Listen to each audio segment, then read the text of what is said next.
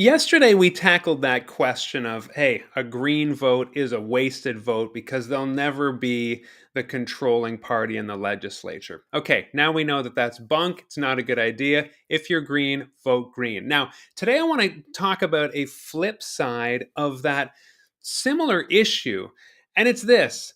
If my MLA is green when the government that's in power is conservative or liberal, are we kind of on the wrong side of the tracks? Will our riding have less? Will we be kind of have nots, kowtowing to kind of putting our cup out there and saying, please, liberal government and conservative government, can we have some more? Because right now, we, of course, are in a time where we need government funding, we need stimulus, we need things happening to generate our economy for the common good.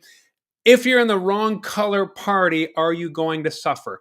No. And here are two reasons why that I've just seen anecdotally for me in the last few years as a resident of Saint Croix 36, where I'm running to be MLA right now. First of all, we have seen services being cut, funding being cut in our riding, even though our MLA matches the color of the ruling party in the legislature. So I've talked about the courthouse being taken out of our riding, which had all kinds of repercussions and now is costing us much more money. The Liberal government wanted to save something like $60,000, I believe the numbers were, back in 2015.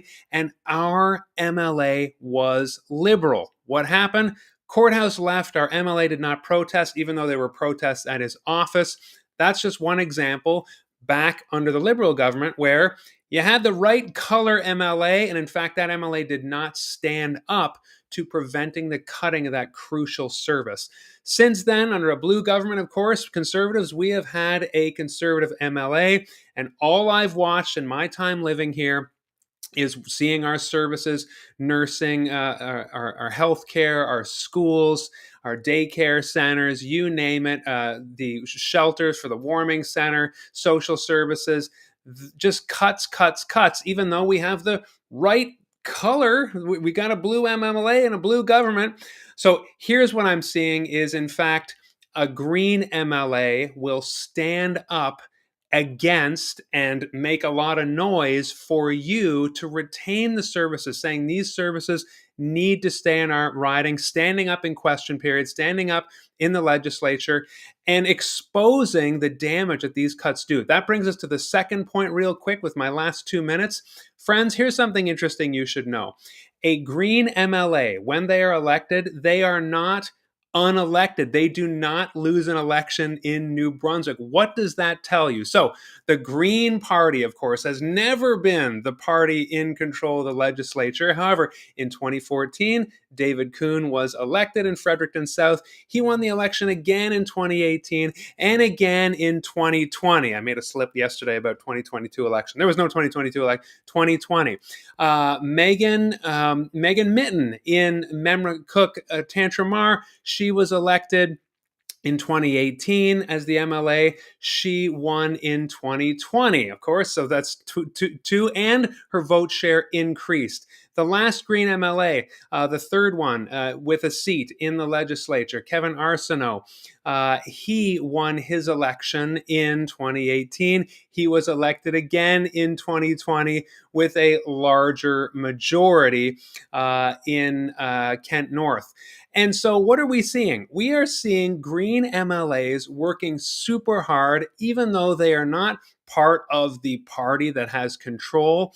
They are working in their ridings. I don't know anybody who works harder than a Green MLA to make sure your services, the things that make life for the common good in our riding, to make sure they're not taken away from us. And in fact, that is a paradox that you are going to see.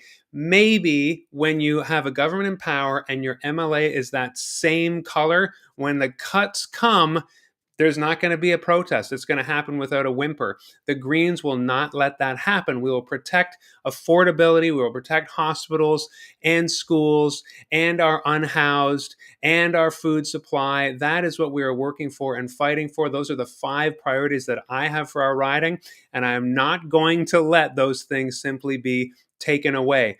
courage to participate for our common good means standing up together, voting for our values, and saying, hey, we want an MLA that's going to stand up for us when the cuts start coming. We are very prosperous. We have surpluses. We have people coming in. We have more tax money than we've ever had, arguably. And it is time for our services to reflect that, for our needs to be taken care of in Saint Croix 36. That's what I'm going to do for you. Oh my gosh, I've gone over time again. Thank you for joining me for episode 7. I'll see you tomorrow for episode 8, where, as I promised yesterday, but there was a change of plans, I will talk about what does an MLA actually do.